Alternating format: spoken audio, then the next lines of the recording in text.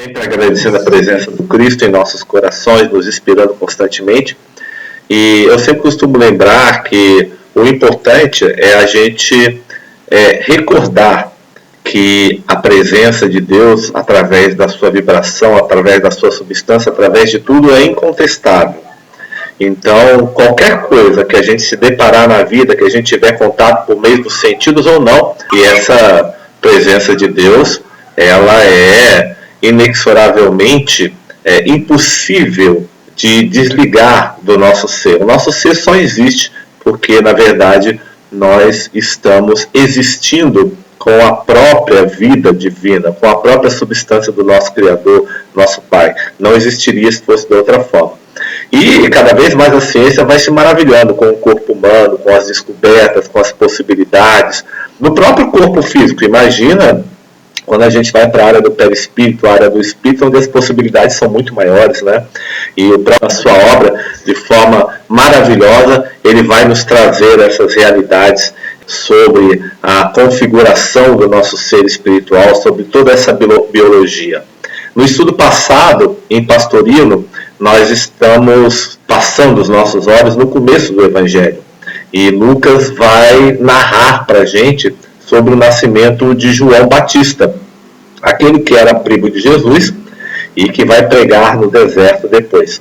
Aquele mesmo ser que Jesus vai dizer que entre os nascidos de mulher é o maior que já teve na terra. É muito interessante essa afirmativa de Jesus, porque ele deixa claro dois tipos de nascimentos fundamentais. O primeiro nascimento é aquele através dos processos da reencarnação. E o segundo nascimento, então, é que vem do Espírito, que vem do alto, ou seja, que vem exatamente da substância de Deus, da substância do nosso Pai Maior. Aqui na Terra, nós entendemos o nascimento por meio da reencarnação, por meio da reprodução, por meio da duplicação das células, mas nós temos notícias de que o nascimento ele pode atingir matizes muito, digamos assim, diferenciados, nos planos mais diferenciados, e o nascimento existe, porque ele é o surgimento, ou seja, é o ressurgimento da capacidade do ser de poder estar numa determinada dimensão, usufruir teluricamente dos ambientes dessa dimensão e poder ali realizar as suas experiências de crescimento, de aprendizado e de se tornar harmônico perante o universo de nosso Pai Maior. No caso de Isabel e Zacarias, os dois casados, nós vimos que já se tratava de um casal de idade muito avançada, provecta. O Evangelho não menciona a idade, mas provavelmente uma idade bastante avançada para chamar a atenção dessa forma. E eles, há muito tempo unidos, de forma, digamos assim, cada vez mais harmoniosas, eram duas pessoas, ou duas personagens, totalmente voltadas para as coisas do Espírito. Quando se fala voltadas para as coisas de Deus, fala para as coisas do Espírito. Como se houvesse alguma coisa que não fosse de origem divina. Mas, no caso deles, ali no Evangelho, como nós vimos na lição passada de Pastorino, cada um, na profundidade da psicologia evangélica, tem uma representação. Isabel, a intuição, e Zacarias, o intelecto. Dois elementos fundamentais, importantes para a nossa evolução, para o nosso crescimento, e que nós vamos aprendendo a lidar com eles. No começo, eles praticamente, sobretudo o intelecto, ele é um extremista dominador das coisas. E o intelecto ele tem algumas características que podem ser positivas e outras características muito negativas. Uma das características negativas do intelecto é a discursividade, ou seja, a capacidade, digamos assim, de se adaptar de acordo com os interesses para atender principalmente as questões da fisiologia do corpo humano.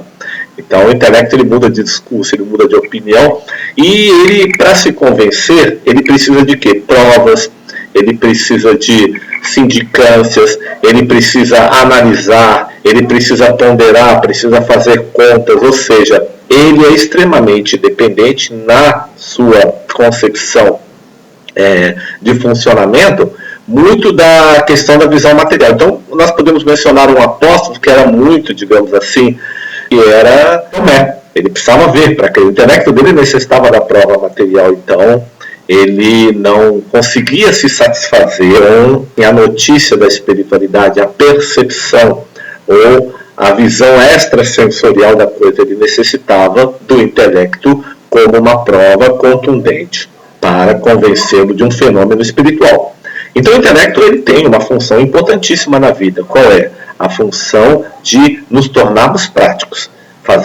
Aprender através dessa camada, que não é a maior camada da nossa mente, aprendemos a diferenciar o bem do mal, sermos práticos, não só diferenciarmos, mas depois também começarmos a melhorar o nosso nível de compreensão em torno de tudo.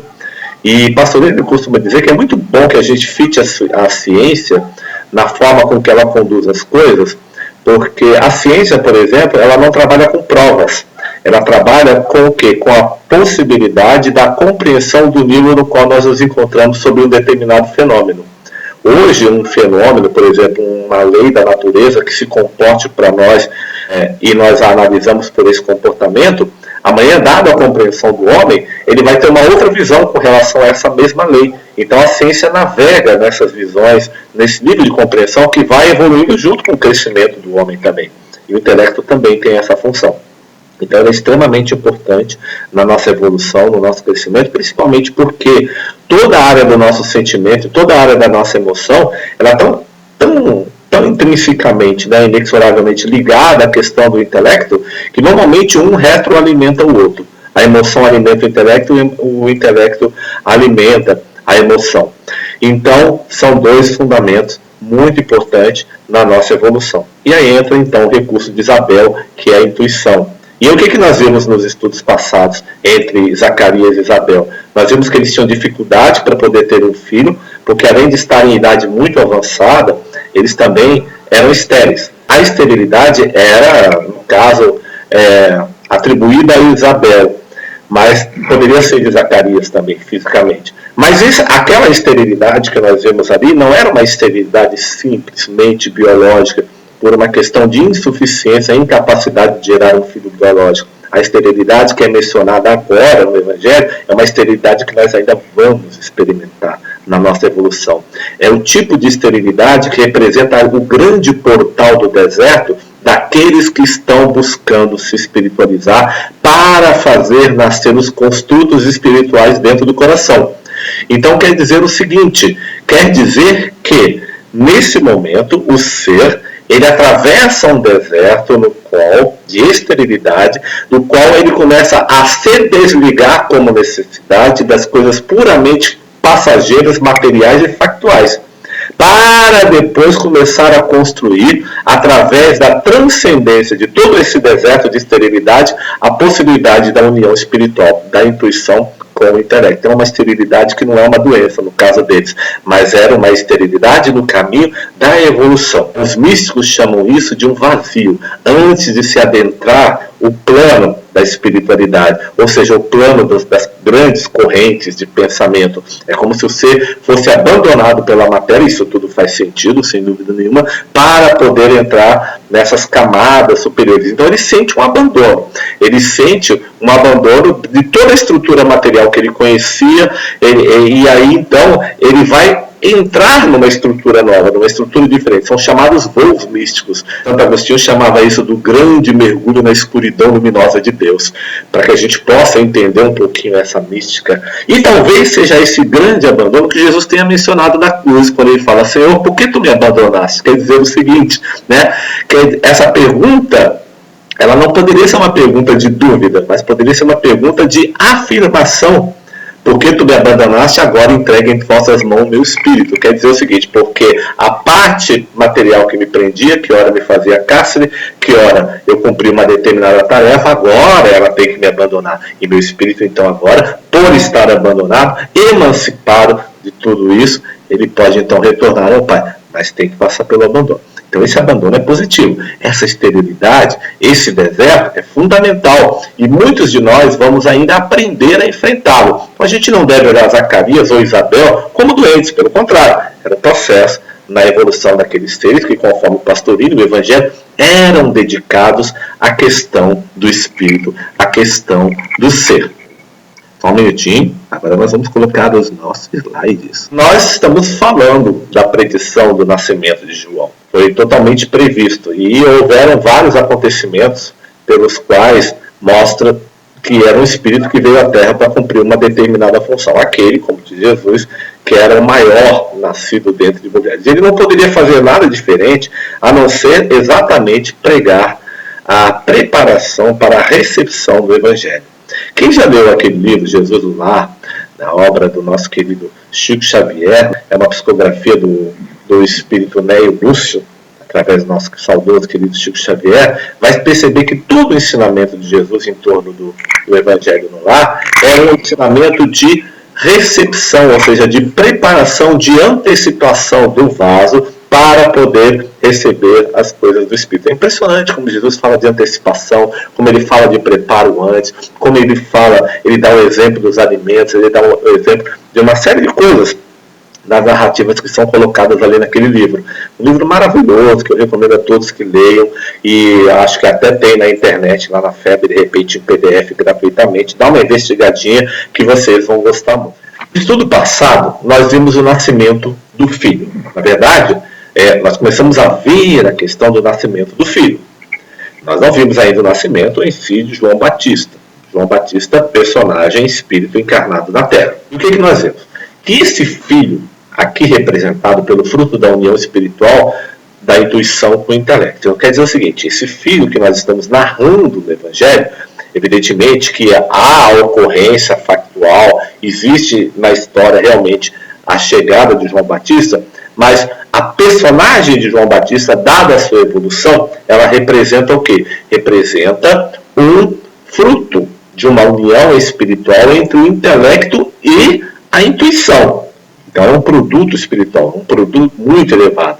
Ou seja, é um produto que só pode nascer se houver a perfeita união desses dois elementos. Então o pastor está dizendo assim, está dizendo para a gente que é fundamental que a gente aprenda a fazer com que o nosso intelecto identifique e se irrigue com a intuição. Aprenda a buscar inspiração na intuição também.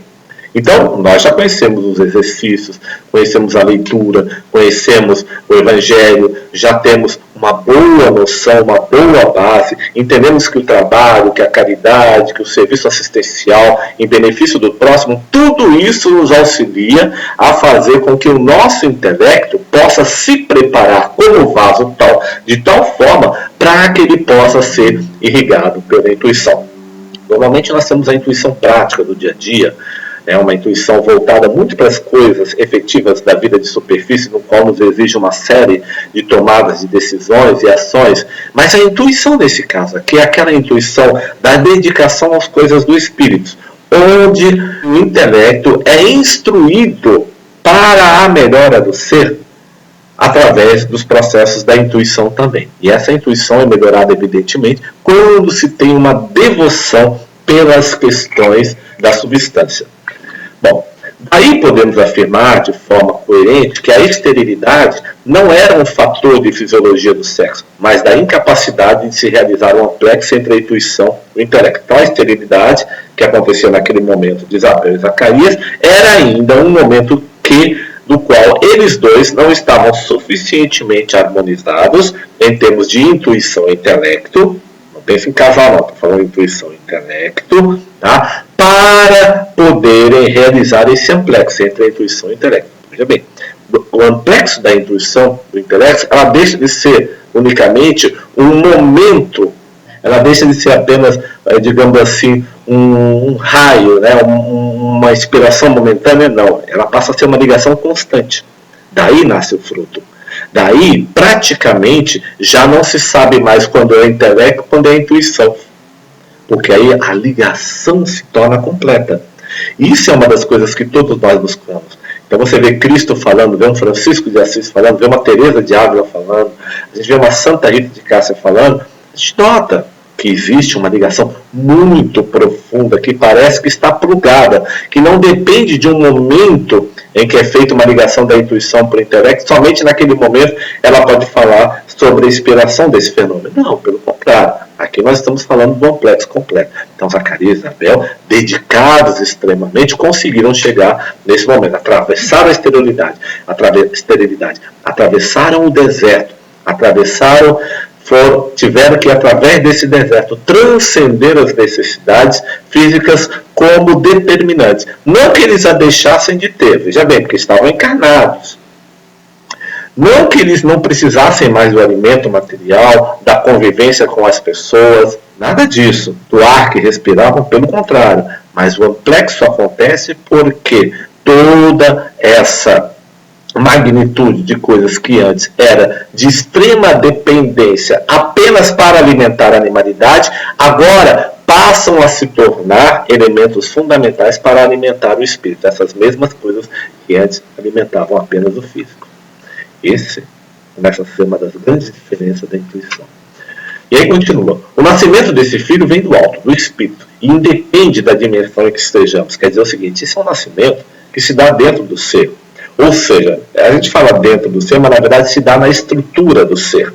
E quando esse filho nasce, ou seja, quando esse produto, esse construto espiritual nasce, através do amplexo da intuição, do intelecto, todas as células do ser percebem, tanto as células animais quanto as células espirituais. E elas se regozijam com esse nascimento, porque elas são reiluminadas, ou seja, elas recebem uma força espiritual que vem do alto. É o que Jesus falava de nascer do alto. Importa nascer de novo. Aí Nicodemos achou que era para entrar de novo lá no ventre da mãe, né? Não era nada disso, era nascer do alto, nascer do espírito, nascer da verdade, nascer da sintonia com o Pai. Esse é o verdadeiro e grande renascimento que o Evangelho nos ensina. A reencarnação vai acontecer várias vezes, mas esse nascimento, para alcançar a vida imanente, não é a vida eterna não, Jesus não falaria em vida eterna, seria muita infantilidade da parte dele, porque a vida é eterna.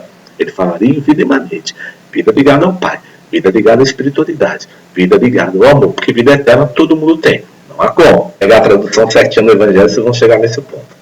A preparação do vaso ocorre na esterilidade, ou seja, no ambiente de prova, que se encontra o intelecto que vai buscar a intuição. Exatamente, é no ambiente de prova, no ambiente das experiências, ou seja, no ambiente em que o intelecto, ele, digamos assim, sofre uma esterilidade, porque o tempo todo ele busca por esclarecimento, e nós também vivemos uma certa esterilidade, porque o tempo todo a gente está tentando suprir as nossas necessidades, e aí é nesse ambiente de esterilidade, por assim dizer, nesse deserto de prova, onde nós somos colocados em exercícios fundamentais, é que nós vamos aprender a buscar a nossa intuição quando nascer em nós o interesse para isso. É preciso que haja esse interesse. O intelecto precisa querer buscá-la, ou seja, ele tem que querer buscar a intuição, ou seja, ele precisa fazer nascer em si a vontade de se espiritualizar. E essa é uma decisão que cada um vai tomar no momento certo. Vai tomar naquele momento em que tomar a decisão de fazer isso. Nós podemos esperar o rolo compressor do progresso, uma dor acontecer, um evento coletivo que nos toque. Eu costumo dizer o seguinte, as dificuldades, elas nos preparam sim, mas nós devemos aprender a nos preparar para as dificuldades. O ser espiritualizado, ele não espera dificuldade para ela prepará-lo. A dureza para prepará-lo, ele já se prepara para ela antes. Ele prepara o vaso para receber as coisas, mas ele tem um vaso, você não limpa, não saneia esse vaso, não tira os detritos, não mantém ele constantemente saneado, vê se não tem rachadura. Como é que você vai receber um fluido ali? E se receber um fluido cheio de detrito dentro do seu vaso, vai ser tudo misturado, adaptado. O Evangelho, por mais lindo que seja, ele vai ser adaptado ao nosso intelecto atrasado, às nossas ideias. E aí nós vamos virar aquele religioso profano, que na verdade só quer e acha que vitória só tem a ver com aquilo que ele concebe como vitória, não consegue entender o que é uma vitória do espírito. Então é importantíssimo que a gente entenda o poder da antecipação, o poder de não deixar para depois, não deixar pendências e começarmos a trabalhar de forma correta. Estava lendo o livro Espiritualidade sob o Prisma Quântico e eu já li esse livro há tanto tempo que eu nem lembro. Acho que é do Jorge Menezes, um livro muito bom, fabuloso. E ele, logo no começo do livro, ele tem um capítulo em que ele faz um exercício quântico. Então ele sugere o seguinte, olha, dá uma paradinha aí na sua vida. Leiam esse livro do Jorge Menezes, é muito legal. Dá uma paradinha aí na sua vida. Faz o seguinte, vai fazer um café para você tomar. Então você vai prestar atenção em todos os atos de fazer esse café.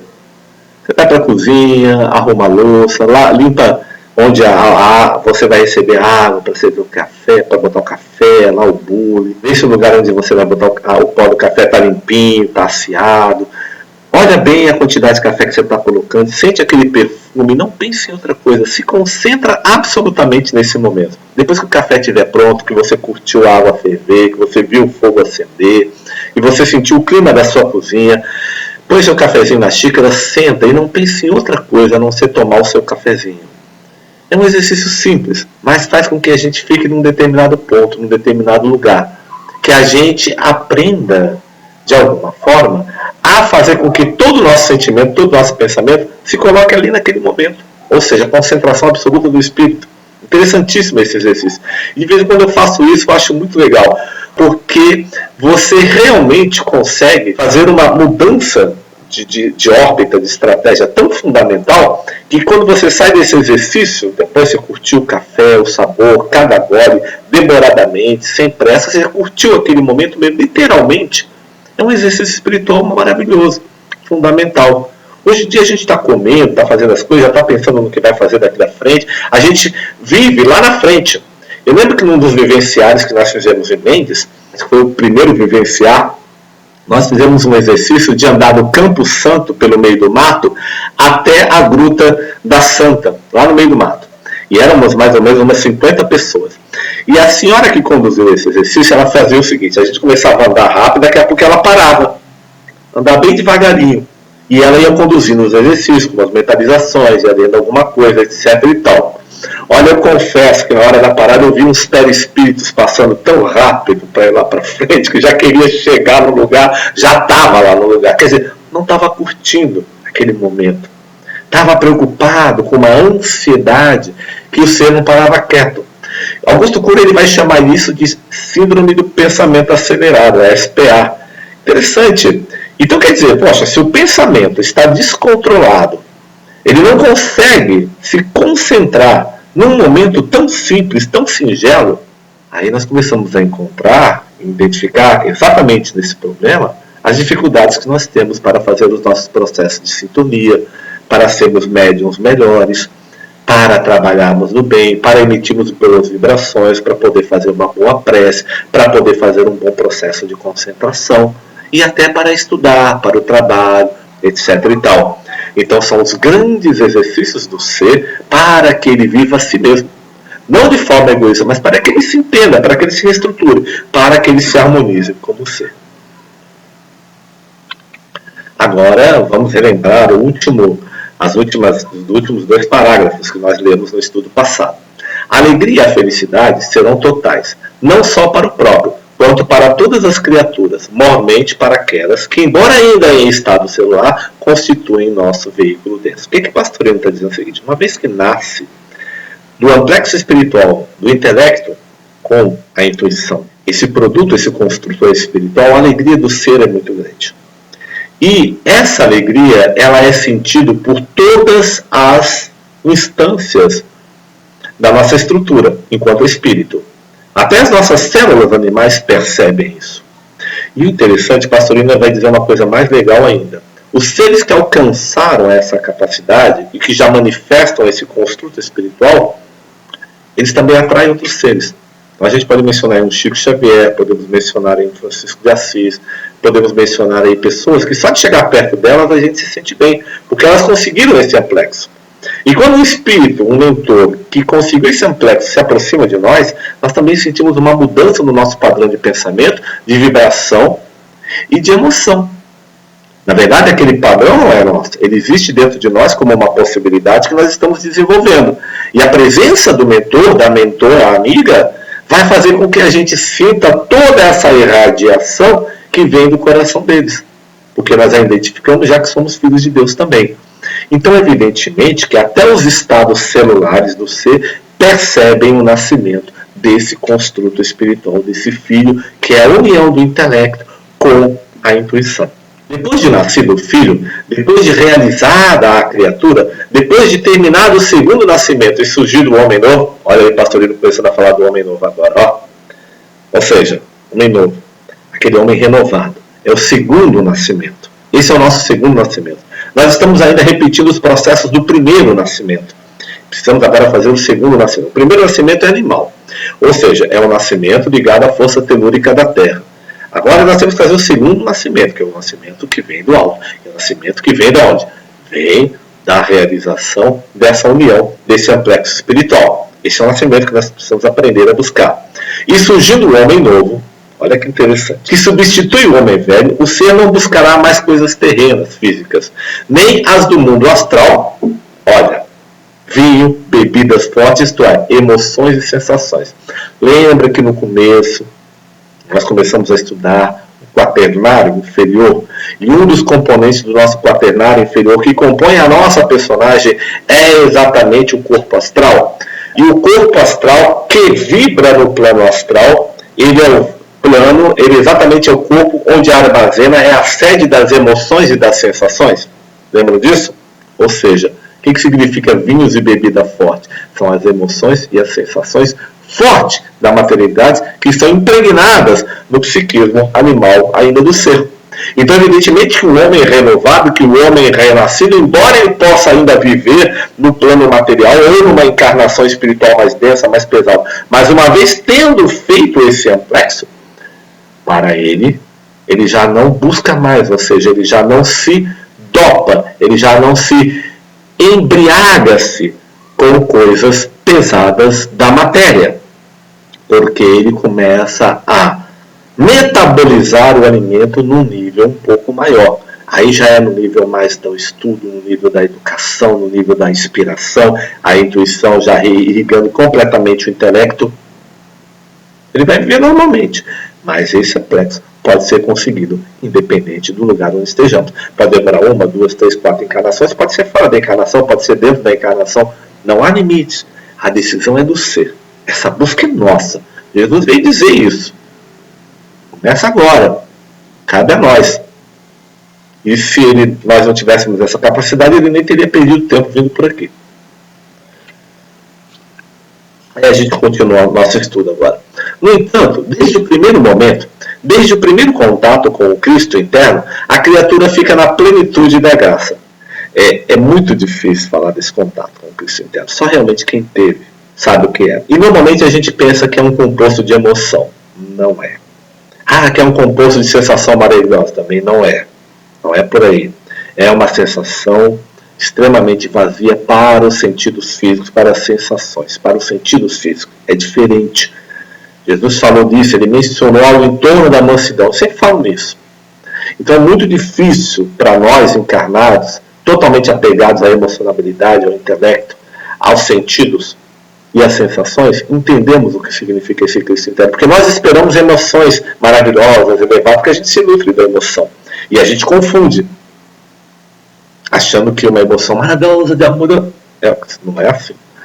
Ela pode ser irrigada, ela pode sentir, ela pode perceber, mas ela não consegue entender na plenitude profunda dessa saudabilidade o que significa esse amplexo com Cristo interno. Só quem teve. E quem teve não consegue falar. E quem teve não consegue explicar. Mas sente, percebe, vibra nesse ponto.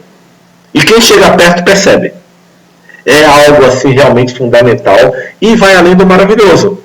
Então, normalmente isso cala o intelecto, normalmente cala a emoção, normalmente cala os nossos anseios mais inferiores. Né? E aí ele continua.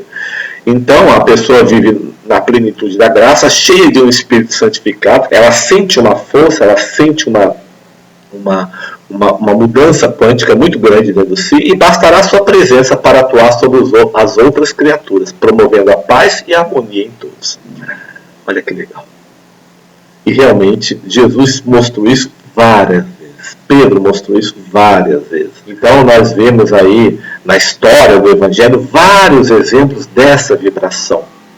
Como eu falei, você está lá numa reunião espírita, na tua casa, e de repente, a gente começa uma prece, começa uma oração, vem a presença do mentor e a gente sente aquela mudança no padrão, a gente sente aquela segurança espiritual. Algumas pessoas chegam a dizer assim, sinto como se tudo já estivesse resolvido e eu não tivesse dúvida de mais nada, está tudo bem. Não obstante a quantidade de problemas que estão lá fora, ela sente, mas ela não consegue ainda penetrar de forma profunda e continuar nessa vibração. Então essa busca, ela se faz particular. Então, mesmo aqueles que não puderam alcançar a altitude do encontro, mesmo eles se converterão aos seus deuses particulares. Isso aqui é fabuloso quando o pastorino fala isso. Nos diversos ramos religiosos humanos, com seus pequenos deuses antropomórficos, que se combatem uns aos outros, apelidando-se mutuamente de diabos. Vamos tentar entender. Quantas pessoas tiveram contato com Jesus e, digamos assim, algumas dessas pessoas se converteram ao Cristo, outras se converteram aos próprios deuses que elas já acreditavam. Inclusive Jesus, no episódio do leproso, ele manda que esse continue seguindo os dons de Moisés. Então são os pequenos deuses que, na verdade, que a pessoa que ainda não havia se convertido, ela ainda tem que passar por ele. Ela tem que passar por esse pequeno Deus para poder entender o Deus maior. Ela tem que passar pelo... O que são esses pequenos deuses? É a religião. São os conceitos religiosos. São exatamente o ensinamento que vem de forma fragmentada através da religião. Porque a verdade para nós ela está dualizada e fragmentada no mundo. Nós precisamos uni-la. Esse é o nosso grande trabalho do nosso espírito. Isso só pode se dar dentro da gente, com a nossa atuação. Não se dá unindo as igrejas, unificando as religiões. Se dá unindo as vontades, a boa vontade. Então o ser, quando tem contato com um ser extremamente espiritualizado, esse ser, ele normalmente vai se converter ao quê? Ao que está mais próximo a ele. E muitos desses seres espiritualizados, como é o caso da passagem de Jesus pela samaritana no poço de Jacó, a samaritana não sabia nem qual era a religião de Jesus, do Cristo. Cadê seu Deus? Cadê seu templo para eu não adorar? E ela fala, em verdade te digo, dia chegará que nós vamos adorar a Deus em espírito e em verdade. Não definiu uma religião para ela. Continua na tua. Não definiu nada disso. Apenas vibrou. Apenas a vibração do Cristo fez com que ela se convertesse mais à verdade, à busca da espiritualização da verdade. Por isso que o pastorino agora vai dizer o seguinte: o povo, quando tem contato com o Espírito Superior, se converte mais aos seus pequenos deuses. Essa primeira conversão é importante. Porque a gente normalmente é tão intolerante. Tem que ser na minha religião, tem que ser na religião de Jesus, tem que ser lá na minha casa espírita, tem que ser do meu jeito, na minha igreja. E esquece que a verdade está em todos os lugares. Que o amor à vida é um grande ensinamento. Então, o ser que tem a tendência de se converter a um determinado Deus, normalmente religião é uma coisa de consentimento coletivo, consentimento de subconsciente que se atrai. Então esse ser vai buscar aquilo que está mais próximo dele. Eu conheço muita gente que foi ver o Chico Xavier e acabou se convertendo a Umbanda por causa da presença do Chico Xavier tão amorosa que a pessoa percebeu a Umbanda no caminho e ficou na Umbanda. Outros ficaram no espiritismo, outro começou a se dedicar mais à Igreja Católica. Você acha que o Chico ia criticar essa atitude? Então quando você fala nesse tipo de conversão, na verdade significa o quê? Significa que o ser se converte à busca. Ele se converte a começar a se modificar. Ele se converte à sua necessidade de progredir e passa a respeitar os seus processos de evolução. Mas é esse exatamente o início da caminhada, diz Pastorino. É exatamente isso o início da caminhada. Compreender que existe um caminho espiritual. Por mais primitivo que seja, olha que legal, Pastorino falando, esse é o começo da caminhada. Você compreende que tem um caminho espiritual, por mais primitivo que seja, já é o começo da caminhada. Melhor do que nada. E é assim que o povo que está de fora se tornará aos poucos dedicado ao Senhor. Povo de fora. No estudo passado, o que aconteceu com Zacarias? Lembra? Ó o roteiro. Presta atenção no roteiro. O povo do lado de fora, orando. Fora da casa santa. Fora da questão espiritual. Ainda na religiosidade profana, repetindo rezas, orações e pedidos. O sacerdote já dedicado a Deus, dentro da casa dos santos, do altar. Podia penetrar, dada a sua espiritualidade. Em vez de você olhar apenas a questão física do povo separado, não, olha a vibração espiritual. A maioria da massa que se encontra no planeta ainda está do lado de fora, fazendo rezas, orações e pedidos. Mas começa assim. Ou seja, é assim que o povo que ainda está fora se tornará aos poucos dedicado ao Senhor. Começa fora. Olha o roteiro acontecer. Olha que coisa interessante. Então, quando a gente vê o templo de Jerusalém ali, e Zacarias orando lá dentro, e o povo do lado de fora rezando, nós não estamos vendo o templo, o povo, nós estamos vendo uma trajetória espiritual na evolução do ser, no crescimento do ser. Você tinha pensado nisso? Coisas maravilhosas para a gente refletir. Coisas maravilhosas para a gente olhar para dentro da gente e perceber o quanto o Evangelho ele nos traz revelações e significados assim, que mexem demais com o nosso ser, que trazem assim um substrato, uma substância maravilhosa para a gente continuar a nossa caminhada. E agora nós vamos entrar lá do capítulo 18 ao capítulo 25. Continuamos em Lucas, continuamos falando de Zacarias, continuamos falando de Isabel. Lembra que Zacarias lá dentro da casa dos santos, a casa do santo dos santos, não era nem do santo, ele estava numa casa antes da casa do santo. Ele lá dentro, quando está incensando, ele vê um anjo. O anjo aparece ao lado direito, frente do candelabro de 7 velas, e esse anjo fala com ele. Então ele fica ruborizado, fica assustado. E aí o anjo vai dizer para Zacarias não temer, porque ele vem em parte de Deus, e dá a notícia de que eles vão ter um filho.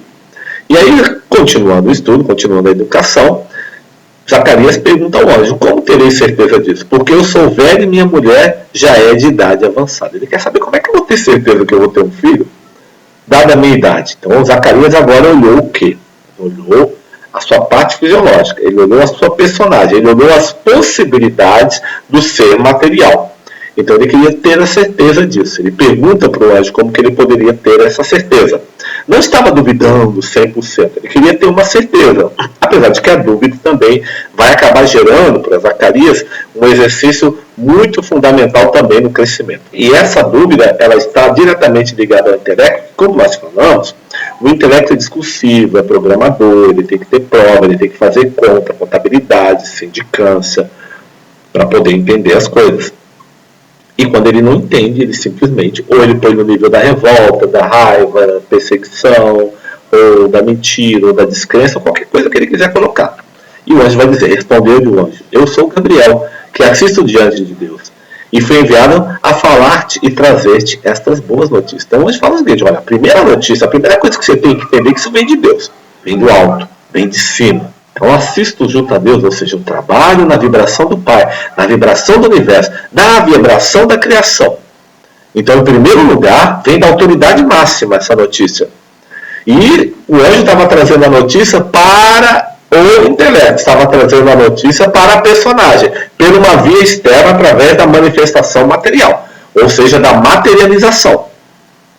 Como disse Pastorino no estudo passado, o espírito pode se materializar, ele pode aparecer pela vidência, ou ele pode aparecer em sonho, ou ele pode reencarnar, que é uma forma de materialização também. Nesse caso, tudo indica que o anjo se materializou na presença de Zacarias dentro do templo. E tu ficarás mudo. Aí o anjo dá uma notícia que Zacarias não vai gostar. E não poderás falar até o dia em que essas coisas acontecerem.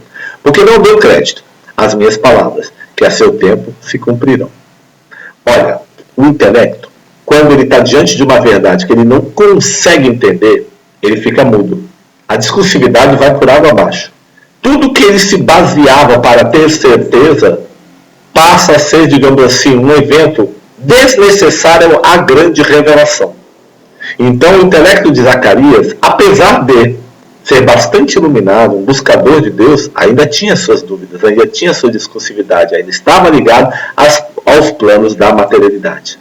E ele vai precisar do exercício da mudez, ou seja, ele precisa calar o tônus vibratório dele para poder adentrar definitivamente a questão do espírito e unificar-se finalmente a intuição para que possa nascer o filho. Então, era o último estágio da prova, era o último estágio do crescimento.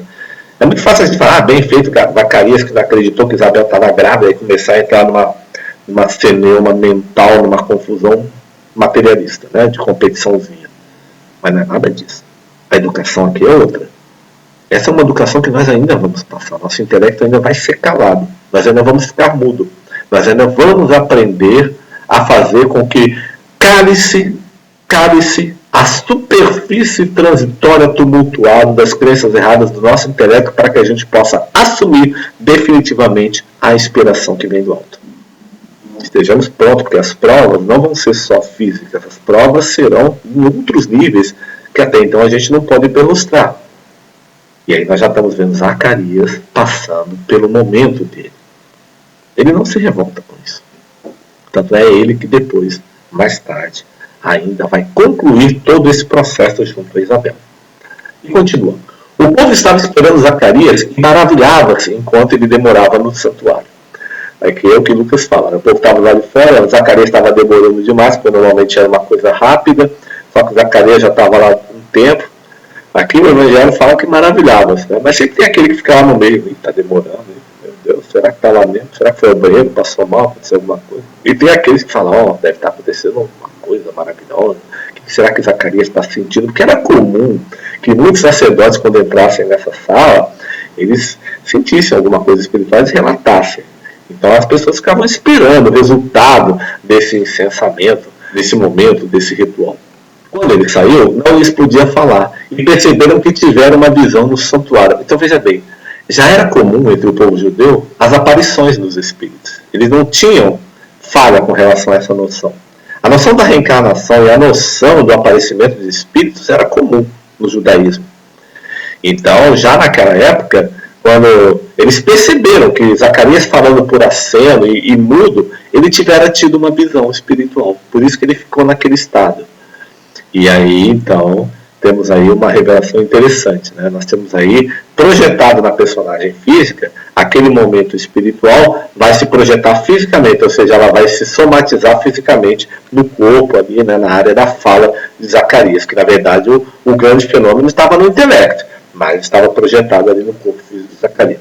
Cumpridos os dias do seu ministério, retirou-se para a sua casa. Quer dizer, ele cumpriu ali os dias do ministério dele um tempo e foi para casa. E de acordo com o Evangelho, depois desses dias, Isabel, sua mulher, concebeu e ocultou-se por 5 meses, dizendo... Olha só, Isabel, ela recebe, tem a luz ao João. E ela se oculta por 5 meses. É aquele momento muito delicado. E ela diz, assim me fez o Senhor nos dias em que pôs os olhos sobre mim, para acabar com o opróbrio entre os homens. Ou seja, a reprovação dela, que era tão reprovada entre os homens, ou seja, a reprovação era reprovada pelos intelectos, pelas personagens passageiras que não entendiam a profundidade espiritual, e tudo se baseava na conclusão do físico, no fenômeno físico da vida como definitivo. Ali estava claramente, de forma inexorável, provada que o espírito é soberano sobre a matéria, podendo vencer, inclusive, aquilo que no mundo fenomênico parece que não tem solução. E aí uma lição maravilhosa para todo mundo. Continuemos.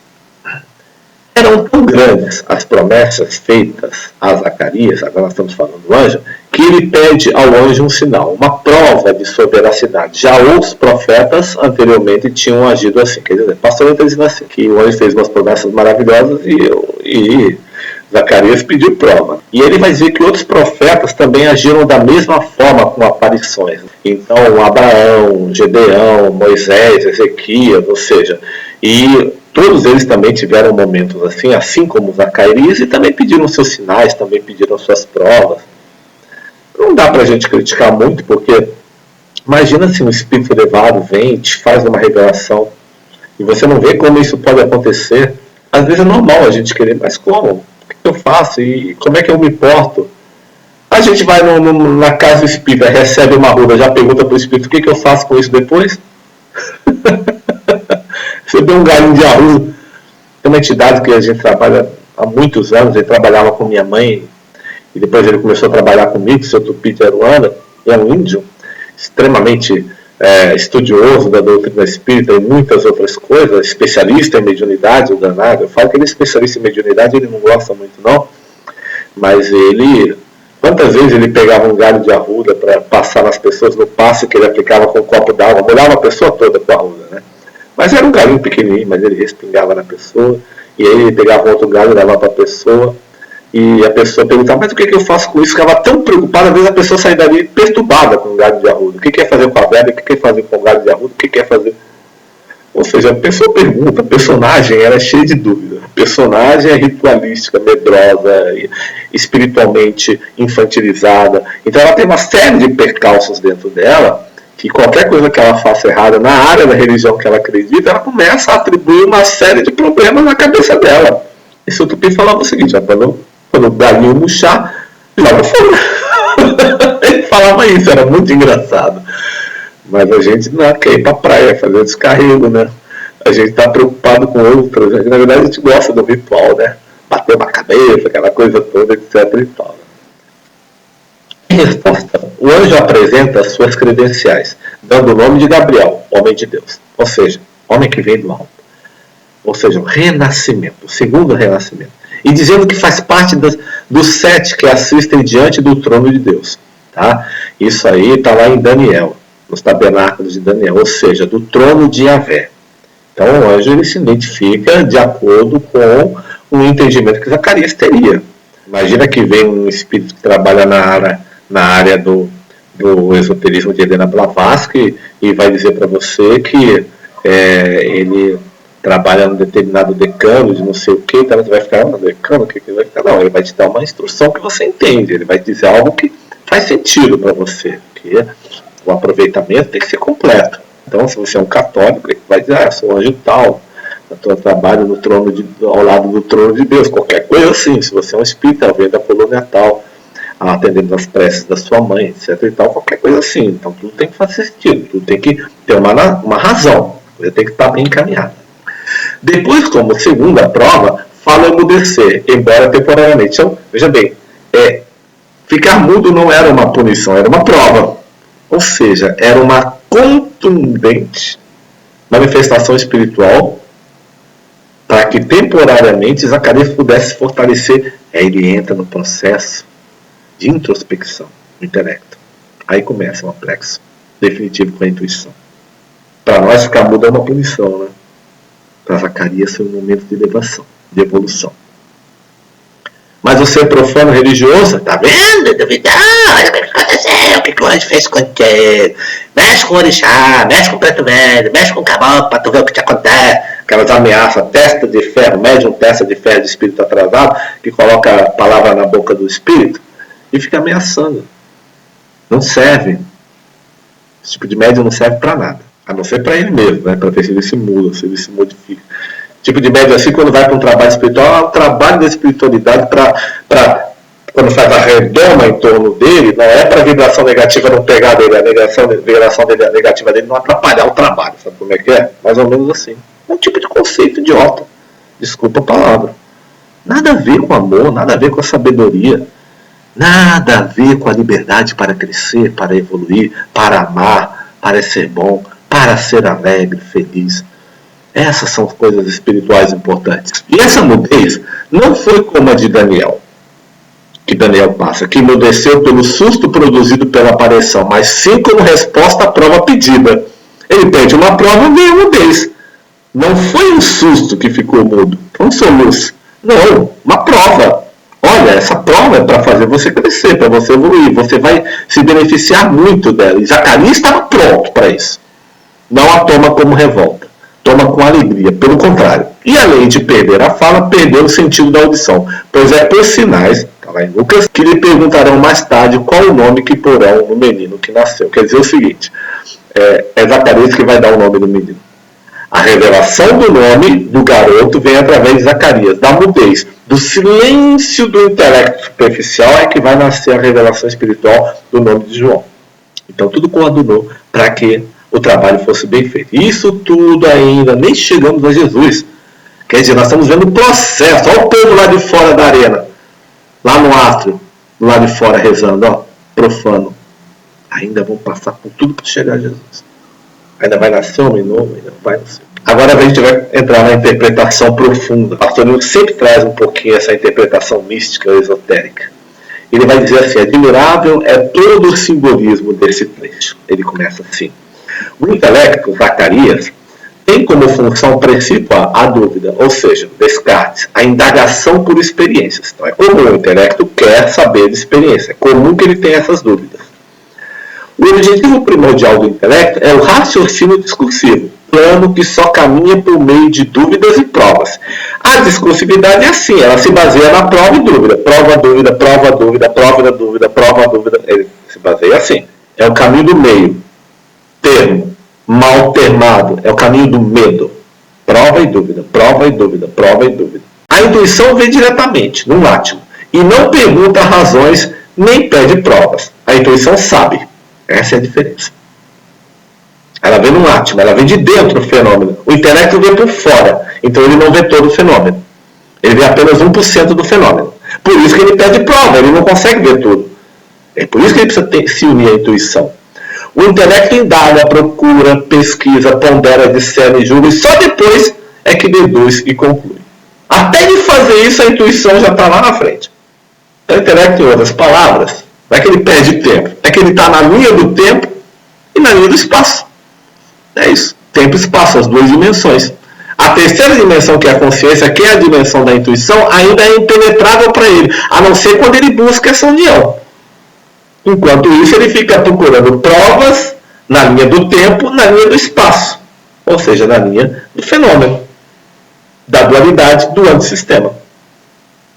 Então, todo aquele ensinamento que a gente está vendo em Balde está refletido aqui agora em Zacarias.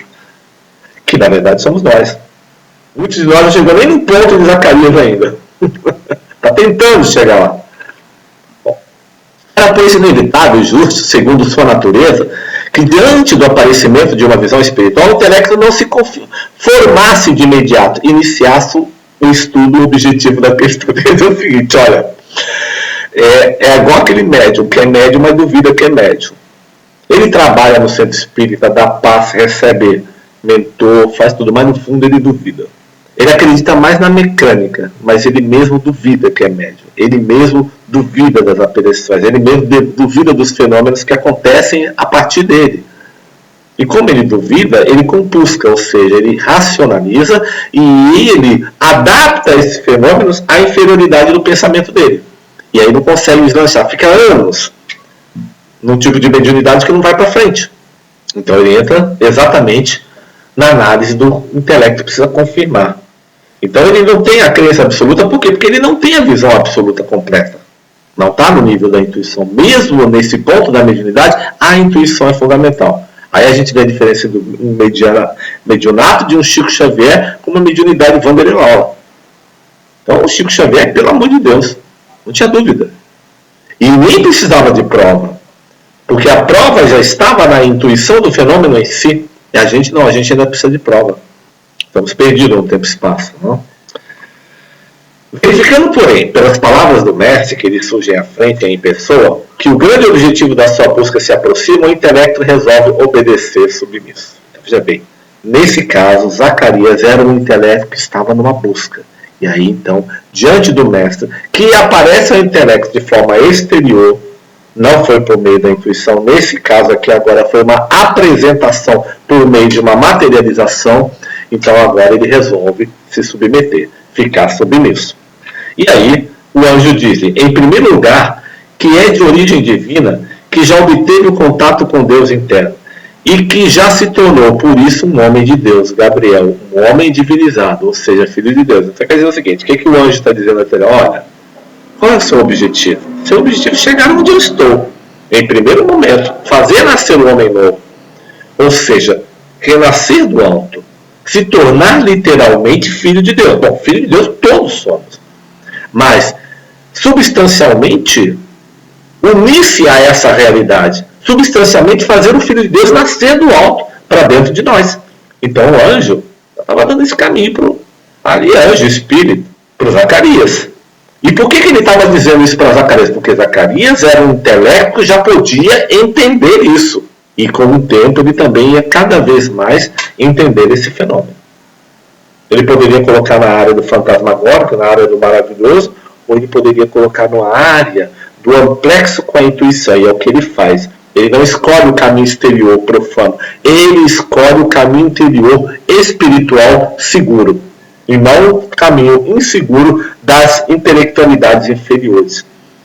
Ou seja, ele não adapta ao povo. Ele aprende o ensinamento e, literalmente, o assimila substancialmente do seu ser. Ou seja, uma mudança quântica. O intelecto para de mandar. Quem peça a mandar agora é a vontade do Espírito. É o que acontece com Zacarias. É o grande exercício de Zacarias. Mas acrescenta que para Zacarias, o intelecto, consegui-lo, ele deverá emudecer. Em meditação, olha que legal. Nada ouvindo e nada falando, profundamente recolhido em si mesmo. Então é um exercício extremamente profundo. Recolhido em si, deve se emudecer. Deve parar de vibrar no plano causal. das bebidas fortes, das emoções fortes, e adentrar definitivamente as questões do espírito. E é o que Zacarias realmente vai fazer. Zacarias primeiro termina seu mandato sacerdotal como homem reto e justo. Olha só o detalhe. Ele termina seu mandato como homem reto e justo.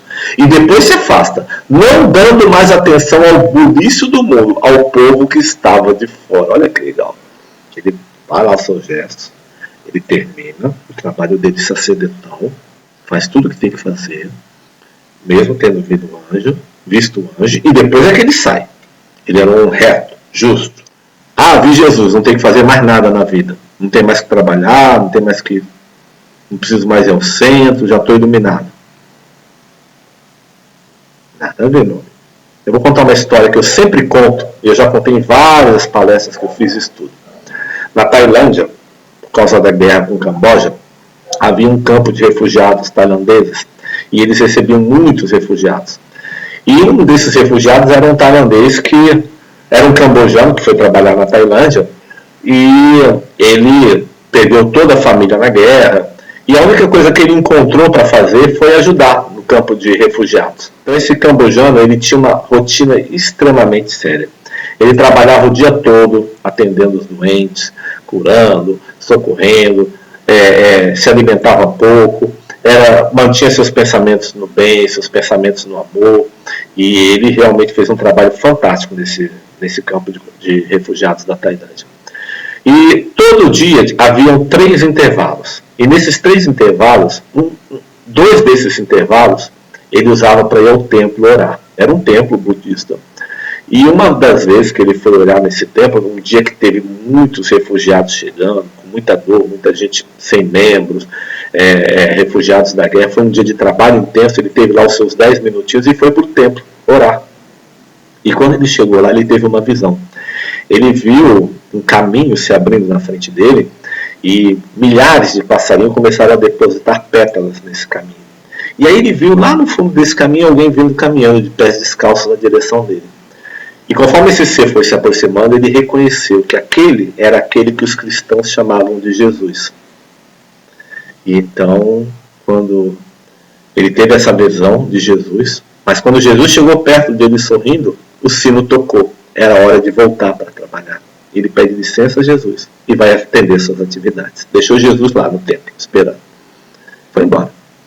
E ele passou o dia trabalhando.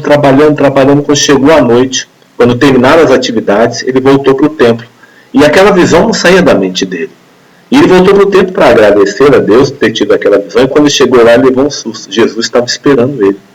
Ele falou, mas mestre, Senhor, eu fui trabalhar e tu me esperaste até agora? E aí Jesus respondeu para ele, se você não tivesse ido cumprir as suas obrigações, eu teria fugido. Eu vejo muito em terreiro de umbanda, em centro espírita. Às vezes o dirigente da mesa pede para a entidade subir, deixar o trabalho, mas o médium não solta a entidade de jeito nenhum, né? Fica apegado a coisas desnecessárias. O trabalho na vida é importante, as nossas atividades. Emmanuel falou para o Chico, disciplina. A hora que tem que terminar a reunião, termina. A hora que tem que começar, começa. Ou seja, disciplina. Você tem outras atividades também. Zacarias, é isso. Ele vê o anjo, vê. O anjo vai embora? Vai. E ele termina as obrigações dele dentro da sala? Termina na religião dele. A maioria de nós sairia um anjo. Acaba tudo, para as obrigações. É o susto de Davi. Não é a introspecção de Zacarias. Né? O povo admira-se da sua demora. Ainda hoje, quando qualquer criatura se afasta dentro de si mesma em oração, mais tempo do que a obrigação de uma vez por semana, o povo se admira e não entende. Então, às vezes, as coisas mudam, se modificam. E quem está de fora não entende todo o complexo espiritual que está acontecendo do lado de dentro. Então, às vezes, uma pessoa penetra um pouco mais no momento, etc. e tal. Como é que você vai entender o encontro desse rapaz, né, desse cambojano lá, no campo de concentração com Jesus? A gente conhece a história, mas os detalhes mínimos de tudo que se envolveu a gente não sabe. Então, sempre, o povo, ou seja, o povo profano, religiosamente profano, ele sempre vai ritualista, ele se admira pela emoção. Mas ele não consegue penetrar a verdade ainda. Ele ainda precisa fazer esse ponto. Nós precisamos analisar quais são os aspectos do povo da gente. O que é de profano na gente ainda. Superada essa fase, vai para a sua casa. Isto é, recolhe-se a seu íntimo. Lá encontra-se com a intuição. Isabel une-se a ela intimamente e ela concebe a ideia de que o intelecto transmite e também se oculta, para que possa dar-se o nascimento do filho. Ou seja, contato com o eu supremo, pelo qual nascerá uma nova criatura, o homem. E realmente é em caso de recolhimento. Claro que o recolhimento ali está representado pelo casal se recolhendo, mas o recolhimento aqui é um recolhimento espiritual. Não, você não precisa deixar suas atividades, sua vida, nada disso. Nosso trabalho continua. O recolhimento aqui é outro. O recolhimento aqui é transcender as alucinações e as hipnoses do mundo, para poder fazer com que o nosso ser se saneie completamente para poder receber a intuição. Ambos, intelecto e intuição, ou seja, Zacarias e Isabel, recolhidos durante 5 meses em louvor a Deus, ou seja, estão na Judéia. Louvor a Deus. O que significa a Judéia? Louvor a Deus. Ocultos a todas as vozes e chamamentos do mundo, mudos e surdos a tudo o que é da terra, preparam-se para o grande evento. Os dois, ó, mudos e surdos. Intuição e intelecto, trabalhando. Eu meu bebê, quando nasce, você não fica... tá nascendo, vamos abrir para ver como é que é, vamos ficar abrindo. Não é assim, é lá no escurinho. A semente também é dentro do escurinho da terra. Ficar abrindo estraga. O momento da concepção, o momento da gestação é em segredo. Se você começar a me falar para todo mundo, estraga. Eu, quando eu vou compor música, vou receber uma intuição para uma música, etc e tal, às vezes eu fico dias em introspecção. Não que eu deixe de falar com as pessoas, mas eu entro no estado de introspecção. Eu não fico comentando com as pessoas a música que eu estou fazendo, a intuição que eu estou recebendo, por que eu estou recebendo, não falo. Não é que as pessoas sejam más. Mas aquele trabalho ali, se eu sair desse processo, eu vou conseguir debater adiante, até o final da coisa. É um processo em que eu mergulho. De fato, é uma gestação. E eu preciso respeitar esse processo de gestação, saber lidar com ele. E ele vai acontecer de várias formas. Vão vir experiências, mudanças de paradigmas, até que eu consiga compor a letra final da melodia, da música. É um trabalho, é uma parceria entre eu e as entidades que estão inspirando. Então não adianta eles me inspirarem uma música pronta, 100% pronta, e eu, Wander, não aprender nada. Só vou lá e canto. Tá bom, tá perfeito, mas não. É exercício para o Wander. O Wander tem que aprender algumas coisas nesse processo. Às vezes ele tem que mudar até uma ideia que ele tem. Às vezes tem que passar por uma dor, por uma alegria, ver uma situação, ver determinada coisa. Tudo isso faz parte do processo. A vida aproveita tudo. Se fosse só ditar e você sair repetindo igual papagaio, estava bom. Mas não é isso que o Espírito espera da gente. Espera participação, consentimento, autoconvencimento, aprendizado. Não há outro caminho que conduz ao Cristo interno, nós veremos em outros passos à frente, senão da meditação solitária, que poderá, quando muito, receber a visita do Mestre. Olha que interessante. Como a meditação é fundamental. É um exercício muito grande para o espírito. Divaldo, ele costuma dizer o seguinte, lá naquele livro Perguntas e Respostas. Deixa eu lembrar. Se eu lembrar o nome do livro, eu falo. Mas ele fala sobre a meditação. E uma das coisas que ele fala muito legal sobre a meditação é: você pode fazer uma meditação de 1 minuto estando no metrô, numa condução. O importante é que você faça essa meditação de forma que você volte sempre bem dela, que ela seja produtiva. Não precisa sentar em posição de lótus, nada disso. A meditação é um processo psicológico que a gente escolhe fazer. Então ele recomenda que ela seja produtiva, que a gente volte bem dela. E que essa meditação se reflita na nossa emoção, no nosso sentimento e no nosso pensamento. Em geral, você pode fazer várias pequenas meditações durante o dia. Retornar sempre ao pai. A criança andando na frente, o pai está atrás. Então ele vai andando na frente, aquele pai volta. Pai, está vindo? Está vindo. Então posso continuar. Esse é o caminho? É o caminho, filho. Vai em frente, que eu estou aqui. Aí você continua no caminho, igual a criança, correndo. Aí, opa, volta para o pai. Pai, está aí, estou aqui. Então a criança não perde o foco. Essa é a ideia. Entendeu? Essa é a confiança. Essa é o amplexo que a gente tem que estar sempre fazendo. Nós vamos finalizando o nosso estudo hoje aqui. Acho que nós podemos penetrar de forma maravilhosa na questão da meditação, da intuição, da inspiração, do autorrecolhimento, do jejum, aquele jejum no qual a gente escolhe e opta por não deixar passar pensamentos negativos na mente. Normalmente os pensamentos passam, sim. O que nós temos que aprender é saber virtualmente lidar com os pensamentos negativos que passam na nossa mente também. Entender os códigos dele, modificados, isso tudo faz parte do nosso exercício. Então, construir essa vontade do Espírito sobre o nosso ser é um dos trabalhos mais importantes que nós temos na vida. Nós viemos ao mundo para, com o advento de todos os exercícios, dificuldades, problemas, alegria, ou seja, do que acontece na nossa vida de superfície aqui, fazer com que o nosso ser possa se lembrar de caminhar como essa criança que sempre volta para o Pai, buscando os dons do Espírito, buscando essa capacidade. Então, construindo a semente, depurando a semente que está dentro de nós, antes de nós avançarmos na vida, antes de nós avançarmos na nossa trajetória dármica ou kármica, é um fundamento importantíssimo para que a gente possa realmente alcançar aquilo que todos nós queremos, que é a felicidade plena. Então, Jesus nos ensina isso de forma maravilhosa. Ele nos fala sobre a antecipação, ele nos fala sobre a oração, sobre a prece, ele nos fala sobre elevarmos o nosso ser, subindo as montanhas da nossa própria vibração, elevando os nossos pensamentos. Ele fala sobre acreditar em Deus em todas as suas manifestações e não ter dúvida, de forma alguma. E aí, então, nós temos um caminho maravilhoso para cada um de nós, que realmente se constitui assim numa odisseia, a grande odisseia da evolução, que vai culminar, evidentemente, numa alegria muito linda, que a gente só vai ter certeza de como ela é quando a gente chegar lá. Por enquanto a gente trabalha com fé, coragem, enfrentando as dificuldades e vamos em frente. É o que nos cabe fazer nesse momento. Muita paz, beijo no coração, paz e bem, paz e fraternidade.